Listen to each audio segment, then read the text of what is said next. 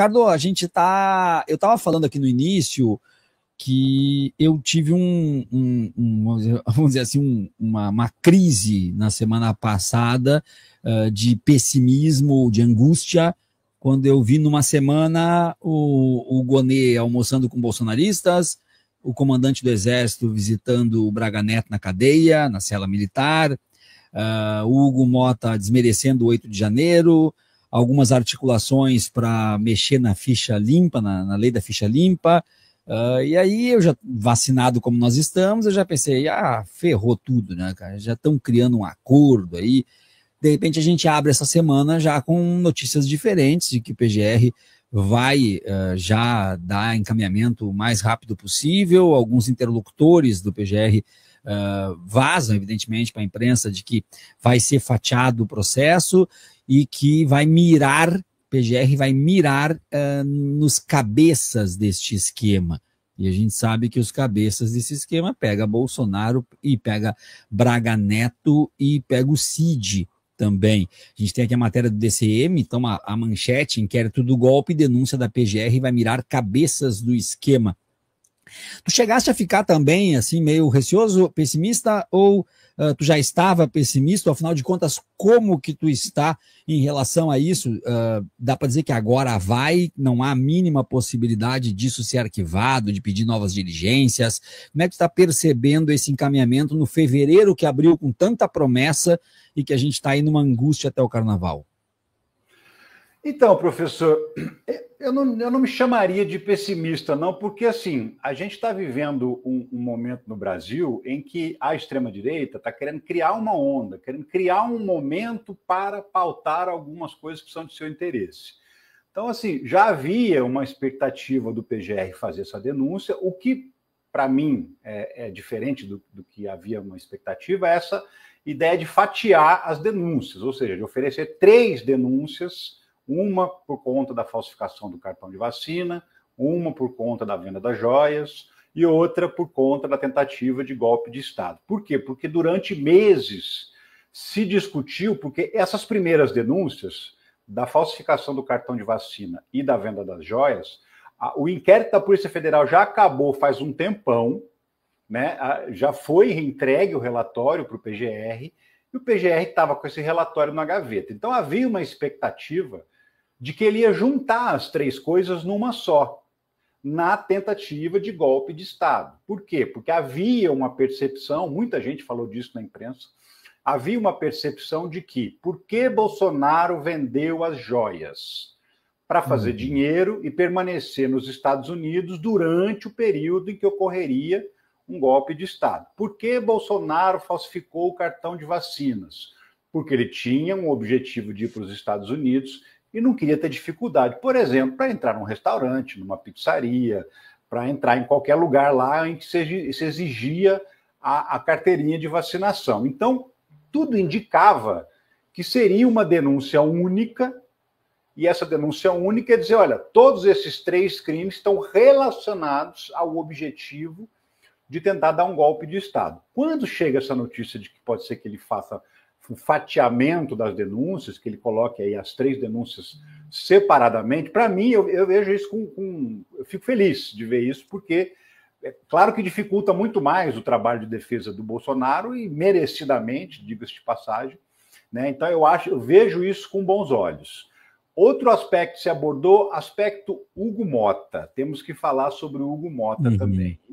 Hugo Mota tem 35 anos de idade. Eu não tenho certeza, mas acredito que seja o presidente da Câmara mais jovem da história do Brasil. Até depois preciso pesquisar isso, mas seguramente um dos mais jovens. E a impressão que eu tenho é que ele assumiu compromisso demais, com gente demais, e ainda está tateando para encontrar o caminho. Tanto é verdade que depois que ele deu aquela entrevista lá para a Rádio da Paraíba, dizendo que o 8 de janeiro não tinha sido uma tentativa de golpe, estava lendo agora há pouco, que ele ligou para os ministros do STF para se explicar, que ele mesmo falou com aliados, com interlocutores, dizendo que está arrependido de ter falado o que falou. Por quê? Porque primeiro ele trouxe um problema para ele, que não era dele, né? Está todo mundo criticando ele agora. E antecipou uma discussão que certamente não ocorreria nesse primeiro semestre do ano, que é a discussão da anistia. Então, ele acabou antecipando essa discussão, meteu os pés pelas mãos. Eu acredito que um pouco por essa imaturidade, um pouco por esse poder que está inebriando, né? Acabou de virar o terceiro homem mais poderoso da República, e, obviamente, tinha uma série de acordos que ele tinha deixado ao longo do caminho para se tornar presidente da Câmara. Fez acordo com o PT, fez acordo com o PL. Então, assim, o que precisa para essa proposta de anistia ser votada? Precisa ter um clima. Esse clima não existe. Sem um clima, ela não vai ser pautada, né? E o que os bolsonaristas estão tentando criar é justamente esse clima.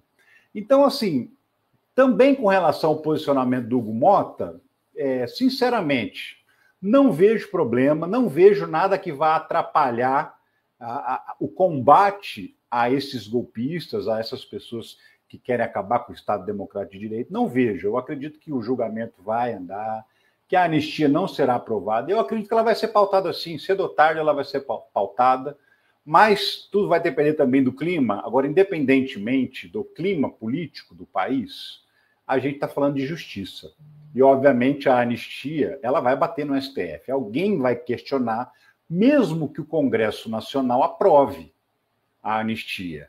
Por quê? Porque o próprio STF já se manifestou a esse respeito em outros momentos, quando ele diz, em alguns entendimentos de ministros, que não há possibilidade de anistia para alguém que atenta contra o Estado Democrático de Direito, porque aí você está anistiando alguém que tenta destruir a própria estrutura política da sociedade. Então, o próprio entendimento dos ministros é que a Constituição não permite que você crie uma anistia para quem tenta dar um golpe de Estado. Então, isso vai bater no STF.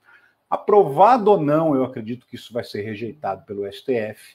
Então, não vai ter anistia. Não creio absolutamente de jeito nenhum que vai ter anistia. O que está me deixando pessimista? O que está me deixando pessimista, depois da vitória do Trump, essa mudança das big techs que se renderam. Isso me deixa bastante pessimista, porque a gente sabe, a gente que trabalha com rede social, você está aqui todos os dias também, a gente está aqui, a gente sabe o quanto essas máquinas que a gente trabalha são máquinas de mudar o pensamento das pessoas em massa. E convencer as pessoas a mudar de ideia pela exposição de ideias únicas, pelo aquele ambiente de bolha. Então, isso me deixa bastante preocupado. O mundo está virando à direita, e, na verdade, ele está sendo virado à direita, porque tem gente fazendo essa curva, empurrando as pessoas para essa curva, justamente com a manipulação do algoritmo das redes sociais. Então, isso, para mim, assim, nesse momento, é o que mais preocupa e, de fato, me tira o sono. Isso é o tipo de coisa que eu deito a cabeça no travesseiro, fico pensando, fico preocupado, porque isso é uma coisa que tem uma capacidade de mudar a percepção das pessoas da realidade. A gente vê aí as pessoas discutindo preço de alimento como se, né? Enfim, hoje mesmo, eu estava vendo o Deltan Dallagnol comemorando uma possível prisão do Alexandre de Moraes nos Estados Unidos. Baseado em quê? Em nada, né? Só que essas pessoas, o vídeo tinha mais de 1 milhão de visualizações, essas pessoas, elas conseguem alterar a percepção das pessoas que não têm essa compreensão de como funciona o Estado Democrático de Direito. A gente talvez fale desse assunto aqui, mas assim, tem algum inquérito aberto nos Estados Unidos contra o Alexandre de Moraes? Não tem. Não, não tem absolutamente deles lá? Não tem. Ninguém é preso porque o Trump manda, porque o Elon Musk manda, ou porque um juiz resolve falar, na verdade, tá aqui, vou mandar prender. Não existe isso.